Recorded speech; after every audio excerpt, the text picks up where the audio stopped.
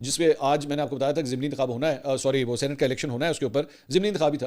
तो मैंने आपको बताया था कि पाकिस्तान तहरीक इंसाफ के जो खुर्रम ज़िशान हैं उनको खड़ा किया गया था, तो वो बड़े आराम से जीत जाएंगे। 91 वोट उन्होंने हासिल किए। उन्होंने एक्चुअली सुहेल अफरीदी साहब से 1 वोट ज़्यादा हासिल किया। उन्होंने 90 हासिल किए थे, उन्होंने 91 वोट हासिल किए हैं।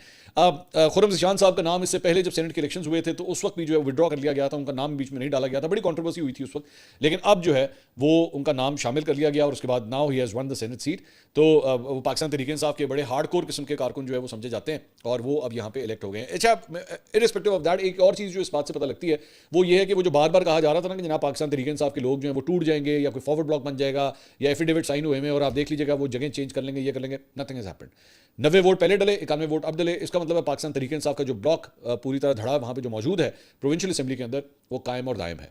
तो ये चीज़ जो है वो इसको भी प्रूव करता है। अलबत्ता खुर्रम ज़िशान साहब जो है ना वो बड़े हार्ड कोर किस्म के, मतलब वो आप समझ लीजिए कि सुहेल अफरीदी साहब की फोटो कॉपी है, नजरियात के हवाले से, बयानात के हवाले से बिल्कुल फोटो कॉपी है। तो बड़ा एक हार्ड कोर कारकुन जो है वो सेनेट की अब एक्सेस के अंदर जो है वो पहुंच गया है। इसके अलावा अलीमा खान और उनके वकला आज भी इंसदाद दहशतगर्दी की अदालत में पेश नहीं हुए। उनके समेत 11 मुलजमान के खिलाफ 26 नवंबर के एहतजाज पर दर्ज मुकदमे की समाअत थी। छठी मरतबा अलीमा खान के नाकाबिल जमानत वारंट गिरफ्तारी जो है वो जारी हो चुके हैं।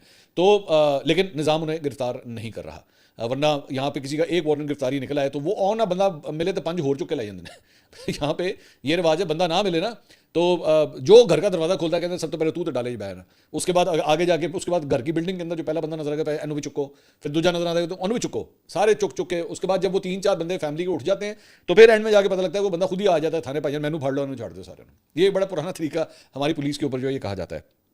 इसके अलावा एक अफसोसनाक खबर जो है वो ये है जनाब सहाफ़ी मतीउल्लाह जान साहब के हवाले से, जिनके ऊपर बेसिकली मुनशियात का एक जो है वो मुकदमा, मुनशियात और दहशतगर्दी का एक मुकदमा जो है उनके खिलाफ दर्ज किया गया है। इस्लामाबाद इंसदाद दहशतगर्दी ने बरियत की दरख्वास्त जो है वो मुस्तरद करने का फैसला किया। उन्होंने बरियत की